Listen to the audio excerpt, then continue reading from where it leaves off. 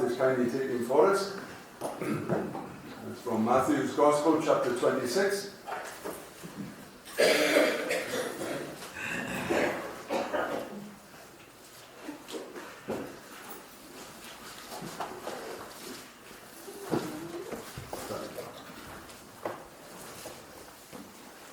Matthew's Gospel, chapter 26, starting with verse 30 to 46. And when they had sung a hymn, they went out to the Mount of Olives. Then Jesus said to them, "All of you will be made to stumble because of me this night, for it is written, I will strike the shepherd, and the sheep of the flock will be scattered. But after I have been raised, I will go before you to Galilee."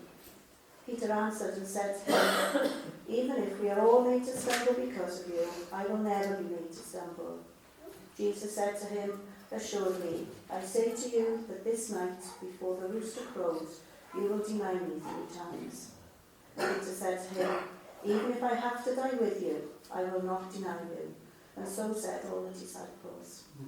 Then Jesus came with them to a place called Gethsemane, and said to the disciples, "Sit here while I go and pray over there." And he took with him Peter and the 2 sons of Zebedee, and he began to be sorrowful and deeply distressed.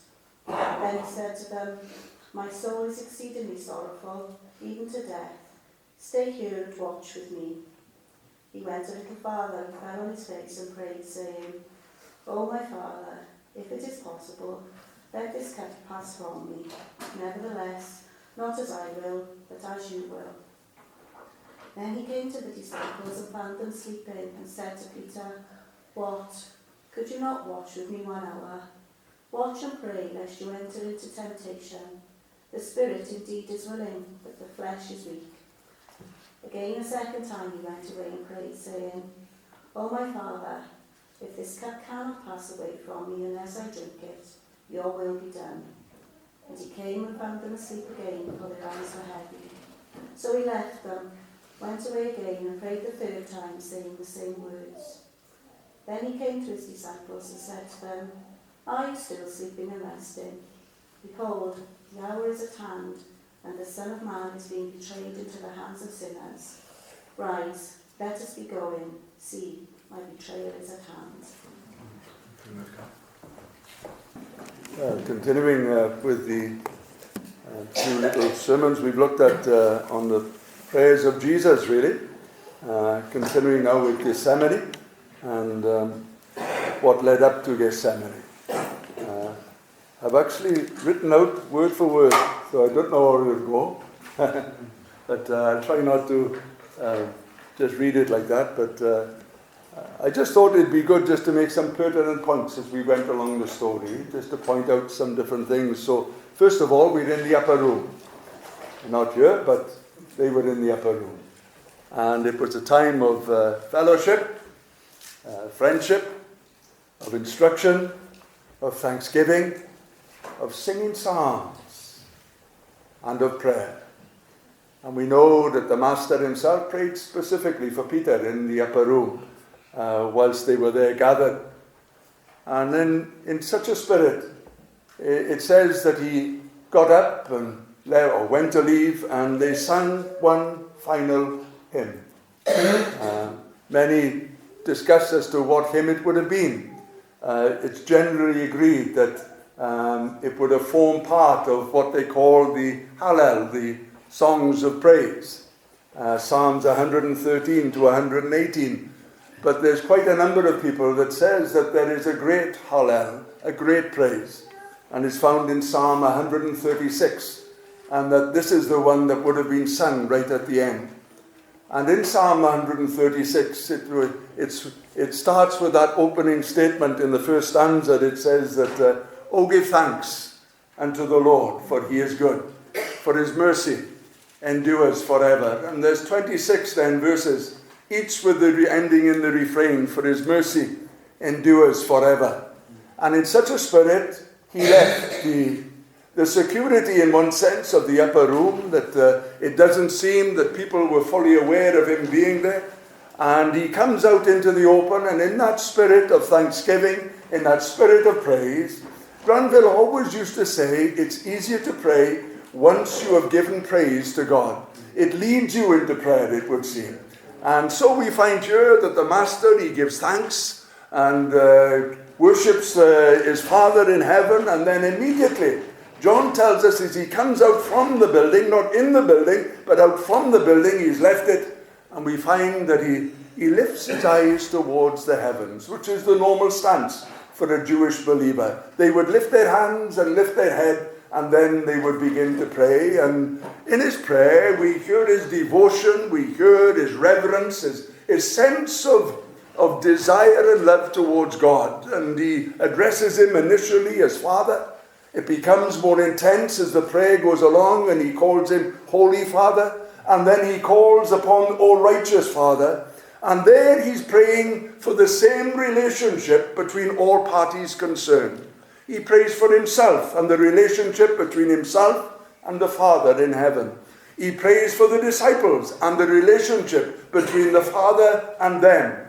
And then he says it's praise for the church, or those that will believe on him through the disciples' words, the church that would be. Exactly the same type of prayer concerning their relationship and their Father in heaven. That each party concerned would be invested with the glory of God. That was his prayer. That was John 17. And in that spirit of prayer, we're told that he ascends the Mount of Olives, says two of the gospel writers. Another says he entered into a garden. And another says that it was into a place called Gethsemane. And they're all the same place. Some of you, being to Israel, would have seen this particular garden. If it is the same garden, I don't know. But he knew it well. He knew, one writer says he knew every blade of grass within it. Luke says it was his custom to go there. John says, for he often met the disciples there in the garden of Gethsemane. John 8 tells us at the end of chapter 7, it says there that every man went to his own house, and Jesus went up to the Mount of Olives. And then on another occasion we find with Luke, when he spent that full time in Jerusalem, in the daytime he was in the temple, and at night he went out and up to the Mount of Olives. It's all the same place. And so he enters this area that he knew so well. He wasn't going there to hide in the shadows, because Judas knew where he would be. It was familiar ground to all parties concerned. The security of the upper room is something different. Judas knew of that, yes, but no one else knew about it. And so we find concerning the garden that it was a place that he was not seeking refuge in the sense of hiding away, but rather it was going to that place where he usually went, if he wanted to pray, if he wanted to speak to the disciples. Crossing the Kidron, or the brook Kidron, and entered into the garden Gethsemane. The meaning of the names of these two places become, well, they seem even more relevant. The brook Kidron, dark waters. Gethsemane, oil press. They were dark waters. He used to say, just as he's leaving the garden, when he comes to be arrested, it says he turns to those that came to arrest him, and he said, this is your hour and the power of darkness. This is your hour and the power of darkness. And so they are dark waters. And we find that the oil press is such a wonderful symbol of the pressures that were due to come upon him there as he entered into the garden. What had been a refuge to him in times past suddenly became an oil press, where the pressure grew to such a degree that even his sweat was as great drops of blood falling to the ground. Even the capillaries close to the skin in the face. You see, that's why you bleed so heavily when you cut the face, why you cut the ear. The capillaries, the little veins, are so near the surface. That's why you bleed so heavily. And so we find with the pressure that was being applied. And so he enters from the upper room into the garden. And then we are told he prayed. As soon as he enters the garden, he dispatches 8 of the disciples, because Judas is not there, 8 of the disciples to stay at the entrance. Stay here and watch. And then he takes 3 with him, Peter, James, and John, and he takes them on into the garden, and he turns to them and says, now sit here and watch and pray with me. He rarely asked people for anything. He asked the lady at the well, give me a drink. For the disciple, sit here, watch and pray and join with me. And as he's speaking to them, it says he became deeply distressed. One of them says he was, how did he phrase it? What is it?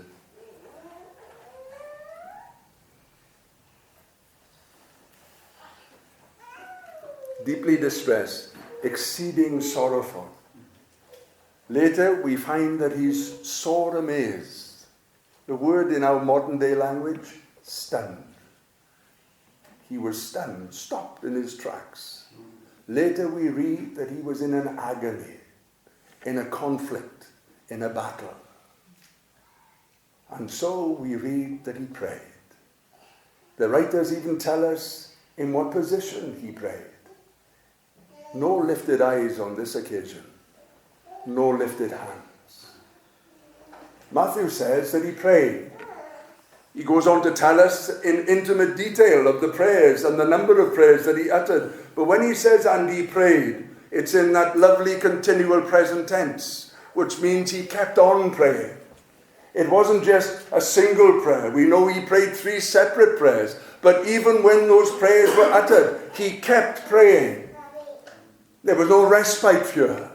There was no moment where he sensed, well, that's over and done with. No, he was wrestling there in prayer and he kept praying. Luke says that he went to this, a stone's cast away from the 3 disciples. Matthew says he went just a little bit further on. Within earshot, it would seem, for someone had heard him pray. Perhaps it was that young teenager that was there in the garden, who, when he was arrested, they saw him, the soldiers, and they went to capture him and ripped the cloak that covered him, and he ran out from there naked. In the Gospel of Mark, we're told. It was probably Mark himself. Was it him? As he bowed his ear to what was being said. I don't know. Luke says that he knelt down on his knees. Matthew says that he fell on his face. Not a stumble. Not a stumble now. He lay prostrate on the floor. No lifted eyes, no lifted hands. Deep is sheer calling to deep. In one sense, I suppose, we hear of some who have entered into this type of prayer with groanings that cannot be uttered. But thank God we've got to distinguish in Mark's here. It tells us what he prayed. And he prayed. On 3 occasions, he prayed, saying the same words, Matthew says. Paul, at a time when he was in spiritual conflict, we're told that he prayed 3 times. 3 times, he said, I ask that this affliction be taken away from me. And a voice came back to him, be it audible, be it within, I don't know. But the voice said to Paul, my grace is sufficient for you. My grace is enough for you. And my strength will be perfected in your weakness. Now that was a great comfort to Paul, no doubt. A tremendous comfort. But we hear of no voice coming back to the Master here in the garden. That doesn't mean that nothing was responded to. It doesn't mean that at all. We find at the end, as he's being arrested, we find that there must have been an answer. For the very thing that he'd been praying about, suddenly, it's in his hands. And so we find with here that he prays 3 times. Each time going back to the disciples. Remember Ian McPherson coming to Elim Church in Caerphilly, and he preached. I think Gene Tyler specifically asked him via Granville that he would preach again Calvary and Gethsemane, and how he preached on the sufferings of the Lord. And he came at the one point in the sermon and he said, "Could you not watch with me for 1 hour?" And he felt it was a Christian's duty to watch and pray with the Master for an hour every day. That trapped me for years, that did. Got to the point that I didn't even need a clock in the bedroom. I could stop within a minute of either side, 59 or 61 minutes. I could stop when the hour of watching and waiting was over and done with. Even something good can become a trap to you. You've got to be careful sometimes, haven't we? Got to be careful that we don't make rules that are unwritten rules. It's a task that he gave to the disciples. Couldn't you watch with me for 1 hour? Luke says that he prayed more earnestly, more intently. It can be translated without ceasing. It comes from the root to stretch forth. Isn't it amazing how our bodily positions can express something? The root of him praying more earnestly comes from the word to stretch forth. What's he doing physically? He is stretching forth on the ground before the Father in heaven. And he's praying without ceasing, more intently, more earnestly. And his sweat was, as it were, great drops of blood. So what is this prayer that he prays? I've tried it before to preach on this, and I've said it's something different to what I'm saying now. Not that this is the answer, I don't know. I think you can come at it from so many angles. But what is the prayer that he prayed? If it's possible, let this cup pass from me. Nevertheless, not my will, but your will be done. The first man, Adam, in the first garden, said something different. Not your will, but my will be done. Complete opposite. And because of that, humanity has been in prison ever since. It's amazing, one mistake, what it can do, isn't it? Just one mistake. Not your will, but my will was the cry in the first garden by the first man, Adam. The second man, Christ, in the garden he was in, said, not my will, but yours be done. And because of that, we can be free, set out of prison. In the Garden of Eden, God sought Adam. In the Garden of Gethsemane, Jesus sought God. In the garden, in the first garden, it surrounded a tree, the tree of knowledge of good and evil. And there rested the souls of so many people. But in this garden, it leads to another tree, a wooden gibbet, it would seem. Cursed is every man that hangs on a tree, says Paul, recalling the words of Deuteronomy where Moses spoke. And so this garden seems to do everything that's opposite to that first garden where the first man was. What is this prayer that he prays? This cup. What is this cup? What is this cup?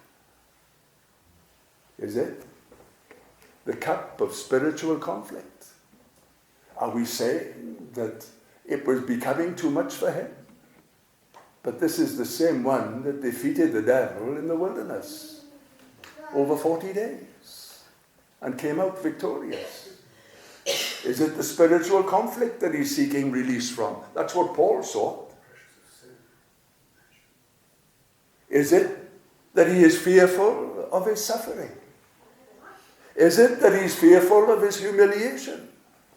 Is it that he's fearful of death? If he is, are we saying then that his followers that followed him in the centuries that followed approached exactly the same circumstances of suffering, of humiliation, of isolation, of death, of cursing, of spitting, of all those things, that they approached it far better than he? Doesn't make sense. Surely the Master is the chief of all these. I was reading about Bishop Latimer when in the 1500s he in the midst of the fires of Oxford, there with his co-martyr, Bishop Ridley, and he calls to his friend and says, "Be of good comfort, Master Ridley. Be of good comfort, Master Ridley. Play the man. For such a light or such a candle will be lit this day by God's grace in England, such that I trust will never be put out." Are we saying that these approached exactly the same type of situation where they are threatened for what they've said and what they've done and what they believe? It can't be that. What is this cup? What is it that he's talking of? We're told in John 13, Jesus, knowing that the Father has put all things into his hand. What are those things that he put into his hand there? For here he speaks of a cup. Is the Father placing a cup into his hand? What is this cup? The Old Testament talks of a cup. The prophets speak of it endlessly. Isaiah spoke of it. Jeremiah spoke of it. Ezekiel spoke of it. Habakkuk preached it. The cup of God's judgment. The cup of his wrath, it's called. I think it's Isaiah or one of the other prophets that says, the cup of his fury. Is this the cup that he's drinking of? Is it what is it then that he is seeking respite from? This cup of fury breaches the relationship between the Father and the Son. It breaches that relationship. There had never been a cross word between them. Always of single purpose. Always of single heart. Whether in heaven or on earth. Never is he at this unity with the Father, but with this cup of fury in his hand, we hear him on the cross. My God, why have you forsaken me? It's not the blood spilt that he's fearing. It's not the sweat that he's fearing. It's not the brokenness of body that he's fearing. It is not the fear of the grave. It's not the fear of humiliation. It's not the fear of being laughed at or being spat upon.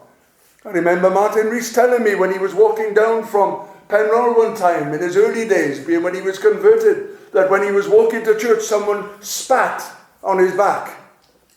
And he felt the humiliation of it. Felt the isolation of it. They'd spat purposely to mock him. What of the Master then? That would have been dribbling with spit. That would have been beaten mercilessly. That would have been whipped in the way that he was whipped. Is it these things that he fears?